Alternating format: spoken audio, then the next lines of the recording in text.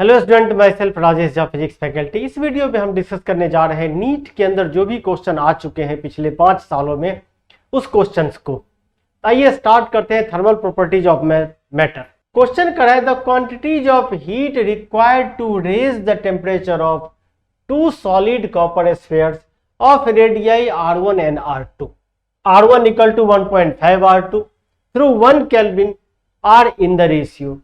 Heat required to raise the temperature of two solid copper sphere. दो solid copper sphere है, radius है R1 R2, दोनों में आपको रिलेशन दिया हुआ है कि R1 इक्वल टू 1.5 R2। तो हीट रिक्वायर्ड का रेशियो क्या हो, टेम्परेचर बढ़ाना है 1 केल्विन। तो ये आपको पता होगा कि जो डेल्टा क्यू होगा ms डेल्टा टी, इसे आप लिख सकते हैं मास को 4/3 pi R cube into density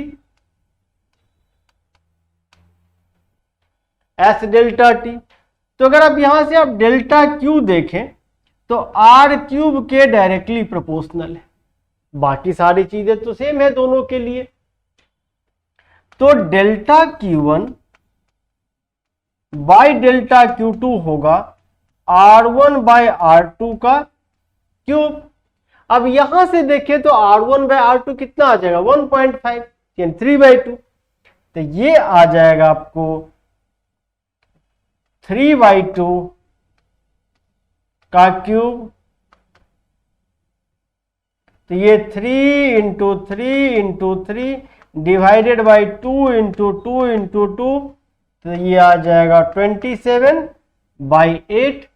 option देख लीजिए, तो A is the correct answer. Okay, चलिए बढ़ते हैं नेक्स्ट क्वेश्चन की तरफ। नेक्स्ट क्वेश्चन कर है copper rod of 88 centimetre and aluminium rod of unknown length. Copper rod का लेंथ दे रखा है कितना 88 सेंटीमीटर और एल्युमिनियम रॉड का लेंथ हमें मालूम नहीं है। Have their increase in length independent of increase in temperature. कह रहा है कि जो इंक्रीज इन लेंथ है वो इंक्रीज इन टेम्परेचर से इंडिपेंडेंट है। इसका मतलब ये हुआ कि delta L C U equal to delta L A L के बराबर, ठीक है।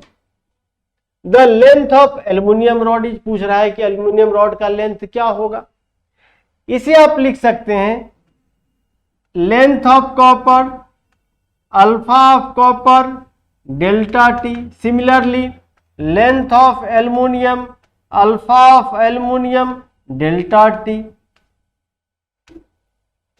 तो यहां से लेंथ ऑफ एल्युमिनियम आ जाएगा length of copper alpha copper का डिवाइडेड बाय अल्फा एल्युमिनियम का। अब आप सारी वैल्यू यहां पुट करें, you get the answer. Length of copper दे रखा है कितना 88 सेंटीमीटर। अल्फा देख लीजिए कॉपर का 1.7 10⁻⁻⁵ और अल्फा एल्युमिनियम का 2.2 10⁻⁻⁵। तो 10⁻⁻⁵ will be cancel out, decimal भी कैंसिल। तो यहां से अगर आप देखें तो ये आ जाएगा 22 4 जा, और इसको 17 से अगर आप मल्टीप्लाई करें तो ये आ जाएगा 68। तो आंसर इज 68 सेंटीमीटर। ऑप्शन देख लीजिए, A is the correct answer. NEET 2019 में आ चुका है, 2019 में आ चुका है। चलिए बढ़ते हैं नेक्स्ट क्वेश्चन की तरफ। नेक्स्ट क्वेश्चन कर रहा है the power radiated by black body is P। The power radiated by black body is P and it radiates maximum energy at wavelength lambda naught. It radiates maximum energy at wavelength lambda naught. If temperature of black body is now changed, अब temperature को क्या किया, change कर दिया, so that it radiates maximum energy at wavelength 3/4 lambda naught. पहले था lambda naught, temperature को change किया। पहले सपोज करें कि टेम्परेचर था T, बाद में टेम्परेचर हो गया T डैश, कब? जब वेवलेंथ 3/4 लैम्डा नॉट है। तो पूछ रहा है power radiated by it becomes NP, तो पावर जो रेडिएटेड है क्या हो गया? एनपी। तो find the value of N. तो according to wind displacement law, जो वेवलेंथ टेम्परेचर के इनवर्सली प्रोपोर्शनल होता है। तो सपोज करिए कि पहले केस में टेम्परेचर T है, दूसरे में 3/4 lambda naught, temperature becomes T dash. Suppose temperature becomes T dash. Now divide equation first and second. आप इसको आप डिवाइड करिए तो ये आ जाएगा कितना? 4/3 equal to T dash by T. क्या आ गया relation? T dash by T equal to 4/3। अब जो पावर रेडिएटेड होता है, energy emitted per second for black body, ये sigma A T to the power 4, यानी जो पावर है वो T टू दी पावर 4 के डायरेक्टली प्रोपोर्शनल है। Energy per second P to the power 4 के डायरेक्टली प्रोपोर्शनल है। तो P dash T dash to the power 4, तो P डैश बाई P आ जाएगा T dash by T to the power 4। P dash की value कितनी है? NP। तो यहां पुट करिए NP डिवाइडेड बाई P, और T डैश बाई T यहां से कितना निकाल चुके हैं? 4/3 टू दी पावर 4। N की वैल्यू क्या आ गई? 4/3 टू दी पावर 4। तो ये आ जाएगा 256/81। तो N की वैल्यू आ गई 256/81। C is the correct answer. NEET 2018। चलिए बढ़ते हैं नेक्स्ट क्वेश्चन की तरफ।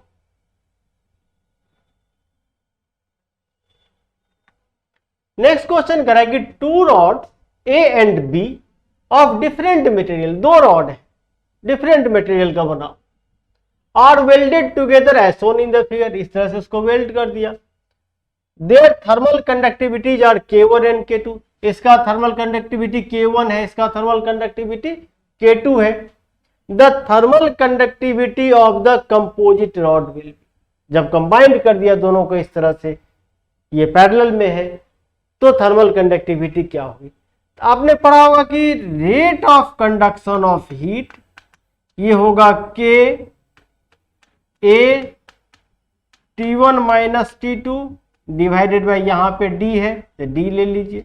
तो ये आ जाएगा T1 minus T2 divided by D upon में KA। ठीक है, इसे कहते हैं थर्मल रेजिस्टेंस, D अपॉन में KA। इसे क्या कहते हैं? थर्मल रेजिस्टेंस, D अपॉन में KA। This is thermal resistance. ठीक है, अब पैरेलल में है तो पैरेलल में 1/R equal to 1/R1 plus 1/R2। इस R को आप लिख सकते हैं D/KA। तो 1/R आ जाएगा K, और जब कंबाइंड किया तो cross sectional area becomes 2A। Length तो वही रहेगा। 1/R1 को लिख सकते हैं K1 A by D, 1/R2 को लिख सकते हैं K2 A बाई डी। तो यहां से आप A बाई डी को कैंसिल कर सकते हैं, यहां भी है, यहां भी है, यहां भी। तो ये आ जाएगा 2K equal to K1 plus K2। जब इसको सिंप्लीफाई करेंगे तो it becomes 2K equal to K1 plus K2। तो K क्या आ जाएगा? K1 plus K2 divided by 2। Option देख लीजिए, D is the correct answer. तो जो कंपोजिट रॉड है उसकी जो थर्मल कंडक्टिविटी होगी K1 plus K2 divided by 2। NEET 2017। चलिए बढ़ते हैं नेक्स्ट क्वेश्चन की तरफ। नेक्स्ट क्वेश्चन करा है spherical black body with a radius 12 centimetre. एक स्फेरिकल ब्लैक बॉडी है जिसका रेडियस दे रखा है 12 सेंटीमीटर, रेडिएट्स 450 वॉट पावर। कितना पावर रेडिएट कर रहा है? 450 watt at 500 kelvin. If radius were half, radius को हाफ कर दिया, आधा कर दिया, एंड टेम्परेचर डबल्ड, और टेम्परेचर को 2 times, the power radiated in watt would be. ठीक है, रेडियस को हाफ कर दिया और टेम्परेचर को डबल कर दिया, तो जो power radiated for black body ये होगा sigma A T to the power 4। इसे लिख सकते हैं स्फेरिकल बॉडी है 4 pi R square T to the power 4। ठीक है, तो यहां से अगर आप देखें तो P1 बाई P2 आ जाएगा R1 बाई R2 का स्क्वायर और T1 by T2 to the power 4। ठीक है, P1 दिया हुआ है कितना 450 और P2 हमें निकालना है। रेडियस को हाफ कर दिया, पहले R था, अब कितना आ जाएगा ये, यानी पहले R1 है, अब कितना आ जाएगा R1 बाई 2, तो ये आ जाएगा 2 टू दी पावर 2। और टेम्परेचर को डबल कर दिया, रेडियस को हाफ कर दिया, टेम्परेचर को डबल कर दिया, तो ये आ जाएगा half to the power 4, this is 4। इसको अगर आप सिंप्लीफाई करें तो ये आ जाएगा 1/4, तो P2 becomes 4 into 450, this is 1800 watt। तो C is the correct answer, NEET 2017 में आ चुका है। चलिए नेक्स्ट क्वेश्चन करा है coefficient of linear expansion of brass and steel rods are alpha 1 and alpha 2, length of brass and steel rod are L1 and L2 respectively. If L2 minus L1 is maintained same at all temperature, जो L2 minus L1 है वो same है at all temperature, which one of the following relation holds good? कौन सा relation इसमें से सही? ठीक है,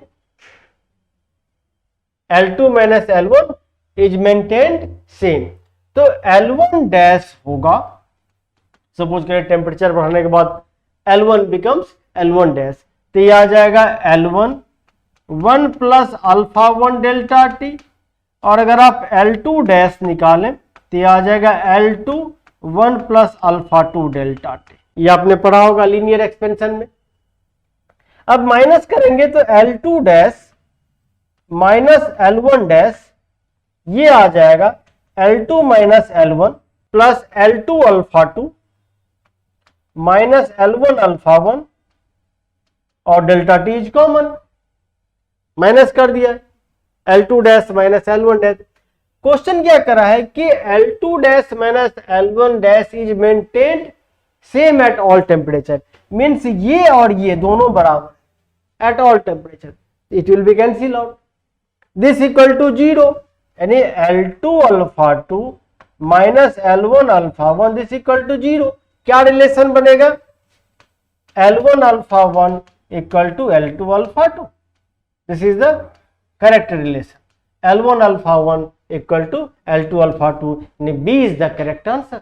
नीट 2016 में आ चुका है, उसके पहले भी आ चुका है। चलिए आगे बढ़ते हैं। नेक्स्ट क्वेश्चन कराएंगे two identical bodies are made of material for which heat capacity increases with temperature. ठीक है, क्वेश्चन करा है कि दो identical bodies are made of material for which heat capacity increases with temperature. Heat capacity temperature के साथ increase कर रहा है। One of these is as 100 degree Celsius, एक उसमें से 100 डिग्री सेल्सियस है, while other one is 0 degree Celsius. इसका मतलब हीट कैपेसिटी 100 डिग्री सेल्सियस पे ज्यादा होगा क्योंकि टेम्परेचर के साथ इंक्रीज कर रहा है। If two bodies are brought into contact, अब इस दोनों बॉडी को कांटेक्ट में लाया गया, then assuming no heat loss, और आपको एज्यूम करना है कि there is no loss of heat, the final common temperature is, तो फाइनल कॉमन टेम्परेचर क्या होगा? ध्यान दीजिएगा, क्वेश्चन कर रहा है कि heat capacity increases with temperature. Okay, इसका मतलब जो कॉमन टेम्परेचर होगा, जो फाइनल कॉमन टेम्परेचर होगा, will be closer to 100 degree Celsius because heat capacity increases with rise in temperature. Okay, so common temperature will closer to 100 degree Celsius. That means it is more than 50 degree Celsius, not less than 50 degree Celsius. ये 50 degree Celsius से ज्यादा होगा because it is closer to 100 degree Celsius. कौन सा option सही है? B is the correct option. NEET 2016. ठीक है, क्लियर है.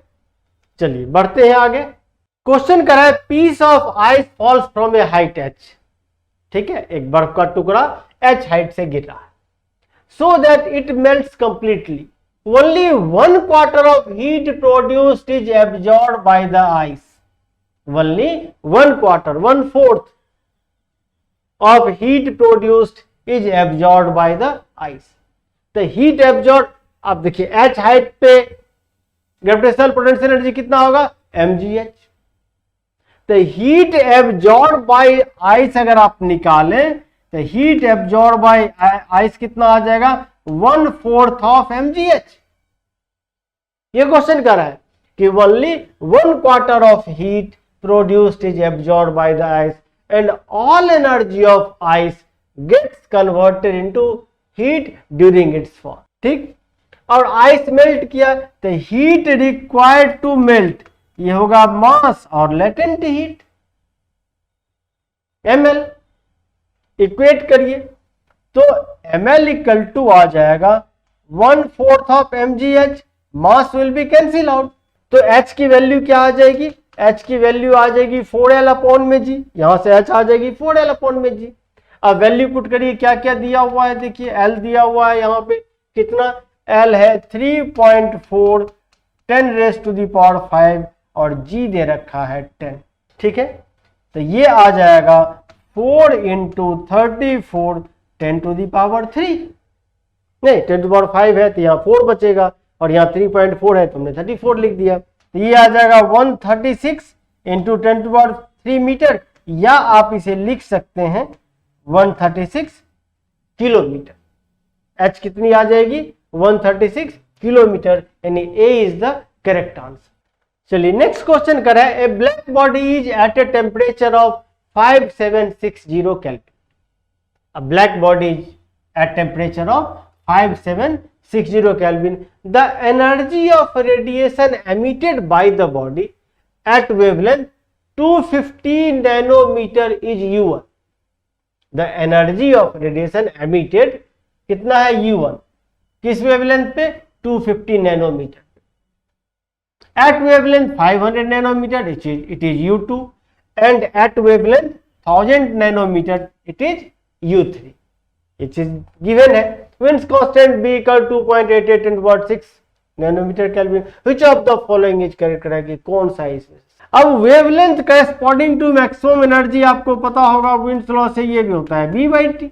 अब B आपको यहाँ पे देखिए कांस्टेंट दिया हुआ है 2.88 10⁶ और टेम्परेचर यहाँ पे दे रखा है 5760. जब इसे आप सॉल्व करेंगे तो ये आ जाएगा 500 नैनोमीटर.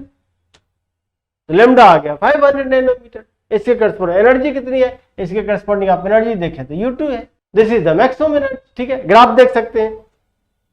यहां अगर आप ग्राफ देखें तो देखिए 500 नैनोमीटर, इसके करस्पॉन्डिंग आप देख लीजिए क्या एनर्जी है. ये दिया हुआ है U2 है, जो कि हमने निकाल दिया आपको यहां से कि मैक्सिमम है.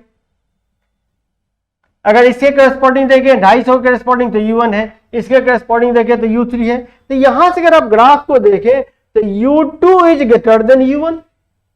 अगर आप यहां से ग्राफ को देखें तो U2 is greater than U1 and U2 is greater than U3. U2 U1 से बड़ा है और U2 U3 से भी बड़ा है. ठीक है, ऑप्शन देख लीजिए. तो U2 U1 से बड़ा है तो B is the correct answer. ठीक है, नीट 2016. चलिए बढ़ते हैं नेक्स्ट क्वेश्चन की तरफ. क्वेश्चन करें a body cools from a temperature 3 to 2T. और body cools from a temperature 3T to 2T. Temperature decrease हो रहा है 3T से 2T इन 10 मिनट्स. 10 मिनट में टेम्परेचर कितना हो गया, 3T से 2T हो गया। The room temperature is T, room का टेम्परेचर दे रखा है T, एम्बिएंट टेम्परेचर T दे रखा है।